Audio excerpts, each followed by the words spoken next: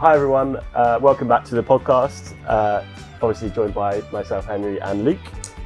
And today we're joined by our friend and fellow colleague, Georgina McRae. Georgina, do you want to introduce yourself? Hello, I am a partner technical specialist for Invisi in EMEA at IBM, on the same team as you. Yes, yeah we are. So just to start with, I think it's good to try and get an idea about what your role is and a little bit of detail on that and how you kind of came into the sustainability as an industry.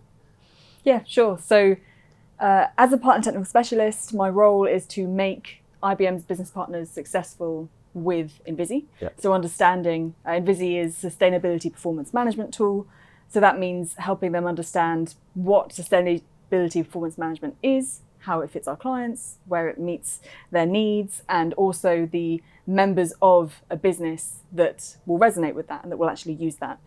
So helping with all aspects of that, whether it's actually talking to their clients or providing training and that sort of thing. I got into this role partly through a drive just to be part of sustainability and all the momentums it's got in IBM, but also more specifically through previous role in storage, where selling hardware and software that can store clients' data. It's quite a sort of dry part of technology, and it's very back of people's mind because it's cloud, and cloud's a lot more exciting.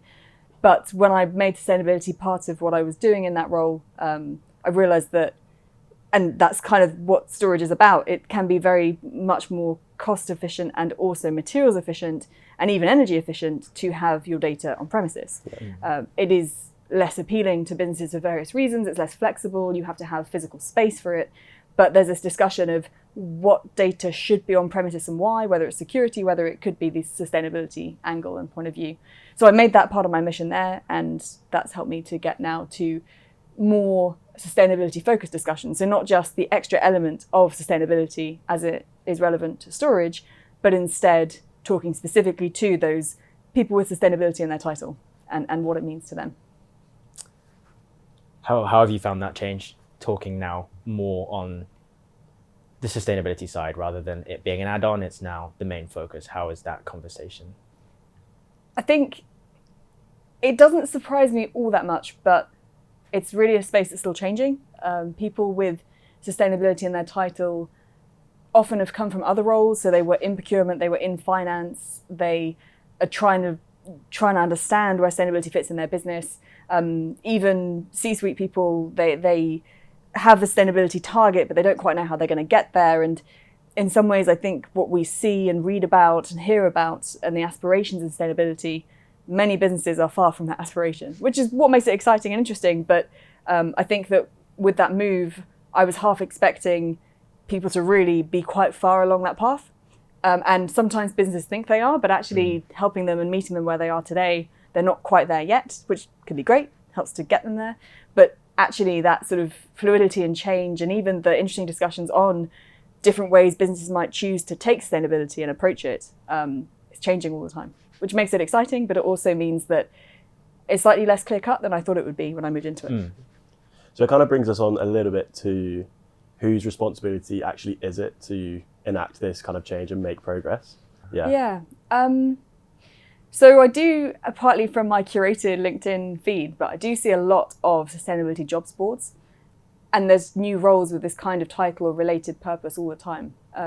But equally, there's this push that's the other way, or from the other direction, where sustainability is becoming more ingrained in a business in other roles. So it could be that someone wants to be an engineer, but actually in the business they work in, sustainability is part of their engineering model, whether it's actually sustainable solutions for clients, or whether it's just they have the sort of expected carbon of projects they do and they're to be aware of it all the time. So I think in both ways, whether coming into business and career into a path with sustainable sort of purpose as a title, or another thing that you're passionate about or interested in, where you can find businesses that will really transparently make that part of your mission as well.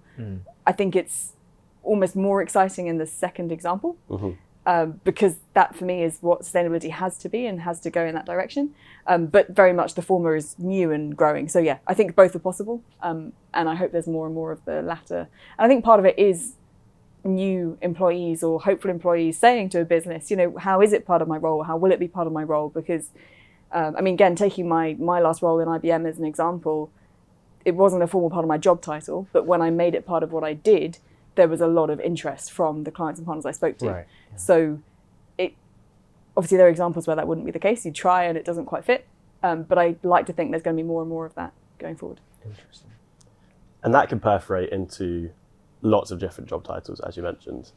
And so, for example, like across the business's supply chain as well, we have to maybe take a step back and just say, obviously it's great that we as a business are trying to become more sustainable, if that's the case. Mm-hmm. But also we need to have or would you say we need to have a more kind of exterior view as well, in terms of we need to analyze what's going on in our value chain and who we're buying things off and who we're interacting with? Depends on lots of things. I think part of it is it's just awareness of the situation. How much of that is scope 3, but even more than that, the power that a business has to change. Is it influence? Is it actually just making choices and changing suppliers? And I think also this idea, for me, sustainable leadership is transparency today, not necessarily being the most sustainable. And I think it's also very important to really accept the heaviest polluting industries in the mission as well, like oil and gas and industries that are always going to be heavy polluters, but they're a necessary part of our society today, and accepting how much they need to change to be a valid part of sustainable sort of journey as well. So I think it's partly the recognition of how far that journey is and the desire to get there, and transparency. The issue with transparency, of course, is you may be transparent, that doesn't mean you necessarily have a will to change. And so, of course, it has to be have that added to it as well. But I think it is very complicated with suppliers, because when the supply chain is so big for a business, particularly if it's very, very large carbon dioxide sort of responsible versus scope 1 and 2 in a business, how you can't just put all your eggs in that basket because you don't know how to make it change. Or people might tell you they're changing and that data might not even be accurate. So there's a lot around accurate data as well, that if you're your business, you're hardly going to know and check the validity of the data coming from your suppliers. So is it just you choose the most transparent, or how else can you measure that? And it's incredibly complicated, and I think that it's right for businesses to start looking at the complexity. I don't think anyone today can happily, or they shouldn't confidently say we're on the, we know the step forward, because it's hard. But there are tools and visibility and again, in Visi that I work with, looking at that sort of transparency and data quality, making it finance grade, making it auditable, and the ways that these sort of regulations and checks and also ESG frameworks push for that open conversation. And the more that these frameworks are regulated or enforced or rigorous, the better, hopefully, that kind of network will be. What do you think kind of motivates them to take the next step, i.e. actually invest? The awareness and the transparency is pretty much no to low cost. Where does the motivation come for them to say, you know what, let's set out some serious goals throughout our company and actually invest to achieve them? Does the motivation and the incentive to actually get that done come from purely regulation, purely from financial benefit standpoint, or is there a bit more to it, and what does that depend on? As you say, what's the entry point? Is it going to be sustainability? Is that an add-on? I think sustainability, because it overlays sort of every decision in a business, has to always be sort of an add-on, except in something like software focused on reporting it, where of course that's literally the discussion and the point. But that's only those stakeholders that are responsible for that report, for that data. The actual data is coming from all the other actions in the business and all the other roles and all the other things going on. So I think that, with most technologies, it has to be part of the conversation, and it is becoming more part of it. Whether that's just that a business says, oh, we'll answer these 5 questions on if you're green. And if that's the supplier of the thing they're selling being green as a business, like their own ESG, their own social and governance criteria as well, or if it's actually the product. And fundamentally it changes, right? It's different for each company, I would say anyway. I might be completely wrong, correct me. But I think when we as a team are approaching someone, you obviously have to do some research into what you think their goals are, and we can approach them with a heavy sustainability angle and be like, look, in your annual sustainability report you can say X, Y, Z, and this is how we can help you get there and achieve your goals. But other companies are purely driven by their bottom line. And then at that point you say, right, let's mention sustainability, but it's not the focus here. The focus is improving your efficiency, improving your effectiveness, and generally improving your operations. Yeah, definitely. And I think so in terms of motivation, I think that it has to be slightly personal. And similar to why I chose this role, like I'm really pleased that I could do a role that's so focused on helping businesses make that difference and make that change, or at least be aware of their situation today. That's the key point. But I'm really glad to work in something where sustainability is my day-to-day, and of the people I talk to as well. And for everyone else and all the other roles that are so necessary and all the other functions in businesses, my hope is that some motivation to do with fear of global warming. I mean, it doesn't have to be positive motivation. It can be negative sometimes. But hopefully that at least filters into a sort of awareness of then thinking of how it's relevant to what they do. And so when, for example, the Green Biz 30 under 30 comes out every year for sustainability, I do think a lot of that, again, it's the people that care beyond just what their business can do. They have that goal that is just better for society in lots of ways. And then they are using the business and being given the platform in the business to do that, to agent that change. Right. Part of that is tools and technologies to help transparency and optimization. But I think, as you've alluded to, Henry, like the changes in technologies you might make should optimize. It shouldn't just be CO2. Certainly has a place, but it almost needs to be part of a complex calculation and balancing in every case. The type of technology it might be to do with, again, maybe getting supplier data, maybe something to do with that, but you have another driver there. And sometimes sustainability will be the biggest of those, and that's fine. Right. I think we will move on a little bit from the corporate side, and I think since working in sustainability, has that impacted any personal decisions or anything in your personal life, or impacted also your view on sustainability as a whole, and how we as young people are kind of approaching it in our jobs as well as at home? I think one thing that is interesting, just listening to you talk there, was I almost thought that changing consumer behavior, whilst it may in itself have very little impact in terms of generally our kind of CO2 emissions, our carbon footprint, whatever. But it's also kind of, it's about cultivating like a change in mindset. And then the same person who may think, oh, flying's, I'm really just not going to make that much of a difference because it's on such a personal level. If you change their mindset, they might be the CEO of a big company. Absolutely. And then you can kind of cultivate much bigger change just because you've shifted your mindset slightly. And I think about encouraging kind of conscious decision making from consumers, it sort of comes back to the transparency point. Like we were talking to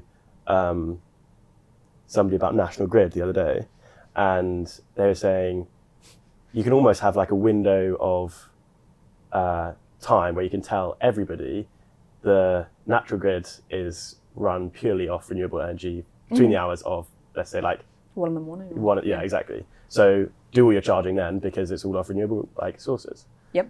But it's about giving people the tools to be able to do that, right?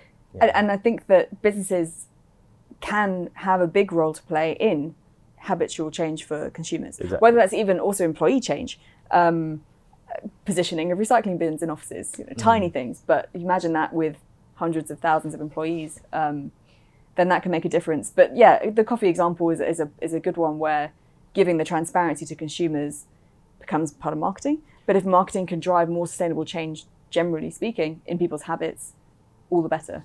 I quite like the corn advert where there's like the sort of burger style advert, and then they're like, oh, by the way, it's all corn. It's not actually like a burger business. I mean, that's slightly the other approach. And of course, they're a business, as all businesses, trying to sort of benefit from that association and connotation. But I thought that was a very clever approach because it's saying, habitually watching this advert, you would expect it to be about this kind of industry. And instead, it's not. And this sort of slightly plays what you're expecting as well. Yeah. So I think that there's a lot that businesses can do, both in a marketing sense and actually in a business design, corporate view sense, internally, to change habits. And as you say, it's going to be the ripple effect. It has to be. Absolutely. I think that's such an interesting point when you go to changing consumer behavior. At the end of the day, that consumer is also an employee. And Georgina makes the point that the motivation, I didn't think about it like this, but it comes from personnel at a company. And then, as you said, the ripple effect, it's just mindsets change, and then that creates real difference. Yeah, it really does. It starts so small, and then when you start to want to act on those things, and you make one small decision every day, 2 small decisions, and then suddenly you have an idea to kind of have something that will change a larger part of your life. That's kind of, and everyone does it. So I think it starts with something small. I think it does, yeah. I think it's also the feeling that people aren't alone in thinking it, whether it's the fear side or the positive side, right, of trying to make a change. Yeah. But there's a group in Europe, I think they're called Less Waste, I think, or something. Anyway, they do great things, like they have film showings just in office hours, and they just invite people along virtually. And it's just the fact that everyone that joins that can make the time for that film, it's always about some sort of sustainable documentary style thing. You're part of that community, you're part of that group. Yeah. And it's just the fact of acknowledging between that group that people are interested, again, in terms of our habits and approach, really. Like documents might be about supply chains for retail or this type of thing, or clothing and things like that. And again, another example, they're making a vegetarian cookbook for IBMers, which is great. Completely as a sort of hobby and side thing, but it's very nice to have that community and have that feeling that we're all employees and there is more distinct, right? It's on the side. It doesn't really impact the job, but it makes us feel that we're all making these choices together. So yeah, vegetarian cookbook. They've also did Christmas sort of list of better ways to, or also awareness of the fact that most packaging and wrapping paper can't be recycled. Just simple things like that. But even in our corporate organization, there's sort of, again, groups that want to get that community together. I think that's really important too. There was one last thing I wanted to bring up with you, and it was kind of a question that we were presented with by a business partner, and it kind of led us onto a different kind of area, which was the business partner asked us, specifically within Visi, with regards to frameworks, i.e. a lot of these companies in certain industries have want to and kind of abide by a framework or some legislation, and they have to keep to that. And this business partner asked us, within Envisi, does it notify us or keep us updated on any updates to regulation, any updates to legislation, and if there's any new frameworks that we should be considering because it looks good on us? And that kind of led me on to, both as a consumer and somebody working in sustainability, how do you think it could be made easier on these people with these questions? How do you think it could be presented to them in a way where they can keep up to date? Like, how do you make that process simple for them of being as aware as possible on their industry? And how do you make it easy for them to know what to do and what to change? And that's, I think, both on like a theme throughout this has been like both on a corporate and consumer level. Yeah. So like generally, how do we make it easier for the individual and the corporate to make the right choice? Yeah. So in terms of simplifying which ones they should respond to, I think this comes back to what we were talking about earlier as well, with the like corporate line and the bottom line and the money side, because businesses want to choose frameworks that highlight what they're doing well. Yes. Yeah. And it's good if, again, ESG is such a huge topic. There's so many social or governance decisions a business might make where a framework can highlight that really well. And so to me, it's either the business should get a feel for that and they could ask an organization, consultancy perhaps, for a sort of feel with these. Lots of frameworks are trying to be really clear on who should respond to them as well. And there's that. Similarly, competitor research, like which big competitors of theirs as a business are responding to which frameworks, or being recognized really well for which ones, because that can help. And yeah, there are now so many specific ones to different industries that is generally being industry led. Like a industry body sort of thing will say, well, here's this new specific framework. It's relevant to everyone in this industry. And part of that will help to also direct what data the business needs. So in the sense of, again, the very sort of simple question of how they choose the right frameworks to respond to, the answer, unfortunately, isn't as simple. Right. I think that often, for me, the tools are just tools. The technology that I work with is a platform that can do lots of things. The realm of what it can actually provide is all about data management and data analysis and streamlining reporting and the informed decisions. There's so much more for sustainability, and for me, almost all that gap is consulting. Even within the client organization, they just need to ask each other and understand what that looks like. Or they need to get a third opinion on materiality, what ESG should matter and look like in their business, check they're right. And it's always going to involve those two key ingredients, like the platforms to get the right answer when you have it, and also the sort of slightly detached view of what looks right.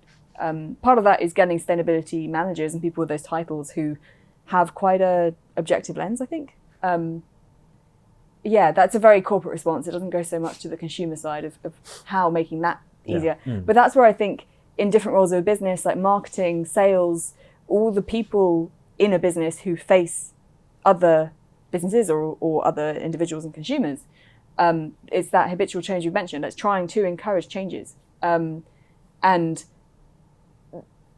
I think when we see reports on here are 10 things you can do to be more sustainable as an individual, there's a lot of focus on that. And I think almost too much focus on that rather than let's hold businesses accountable. I mean, things like petitions and changes and demanding transparency.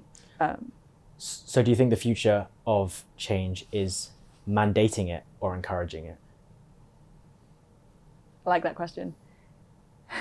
Both. Sure. It always will be, I think. But do you think that... but mandating it, the problem for me is in our sort of consumerism-filled society, you can't really force people to change their habits. You can encourage it. There are ways you can, again, placement of a bin is a popular example for that. Like there are ways you can encourage change. But if you mandate that no one can buy, or for example, okay, these sandwiches are wrapped in plastic that can't be recycled. You can only now buy sandwiches that are wrapped in recycled packaging. If that was mandated, then probably smaller organizations and smaller one-off shops would be more affected. Yeah, sure. So there's so much complexity in that as well, that there could be definitely the goal, let's say the older example, getting rid of plastic straws. Businesses are able to adapt and it's worked well and find alternatives in different ways. But it's the fact that if it's going to close smaller businesses because that change just isn't easy to do or adapt to. And part of that is just long-term change. This is going to happen in 18 months. You have 18 months to work it out. So in some ways mandating it, but I definitely think for the consumer side, can we mandate human consumer decisions, say 10 years from now? I don't know how many things will have been mandated or how many things will just become out of fashion. Sure. It's interesting when you say like 10 years from now, because I think, my question would be, how do you see sustainability industry, let's say at like 2050, when all of us have meant to become net zero by 2040? I mean, that's a massive generalization, but... And will there still be sustainability managers, or will that role be absorbed? And exactly. I think by 2050, businesses that haven't made targets, and we already see headlines of businesses changing their targets, making massive profits and realizing that that's more CO2 and slightly changing their targets, this kind of thing. I don't know what will happen if businesses don't make the targets. I think that we've already mentioned it earlier, actually, that businesses will start making change when those global risks are real, when they're current, when they're actually affecting their bottom line today, rather than just in 10 years. But the fact that, like, for global health and what that will mean, and just climate crisis and how many millions of people it will affect, and global flooding and all the terrible things that are likely to be happening, I think, by 2050, and water scarcity and this type of thing. And the fact that then businesses will try and claw it back, but actual, again, consumer level, like all of us, and the impact it's going to have on our lives, it's just going to be a global crisis. So I expect that there will be a global crisis, and that it will no longer be the same conversation we can have today where it's very civilized and we say, well, businesses need to change. It's going to be, this business has to be shut down, kind of. And again, whether it's mandating or encouraging at that point, it's kind of too late to make the decision. It's just going to be reactive. And the pressure's mounting, these regulations and things, and data transparency is key. But when we hear about, again, organizations that will have their data report, but it won't actually be accurate, turns out they emitted more, they didn't measure it right. There's such a long way to go, and 2050 is so soon in that sense. that, again, I mentioned it earlier about things making me sad. That does too. I don't have the most optimistic view at the moment. I can't really. No, I don't think anyone working in sustainability does. Sure. But then that's why it's also everyone's role, because if we all agree, there's not just that if you work in sustainability, everything's great. It's the fact that we all care, and that some of us get to specifically focus on that with people that have power to change it in a business, and others can influence that and request that and demand that. It's a huge mission, but there are enough of us that hopefully we can get there. Slightly more positive note to finish on that. But I think that's all, isn't it? Yeah. We've mentioned a heavy question at the end. No, that's actually fine. But we've mentioned a lot about Invisi today. So to any viewers who want to find out a bit more about Invisi, Georgina is absolutely the expert, and we will link her email in the description, so you can reach out for any more information. And also, if you just have any questions about what we said or any thoughts, please let us know and get in touch with us, because we'd love to hear from all of you. Thank you very much for listening. Yeah, we'd like to thank you again. That was fantastic, Georgina, for coming. It's fun talking about it. Thank you for having me.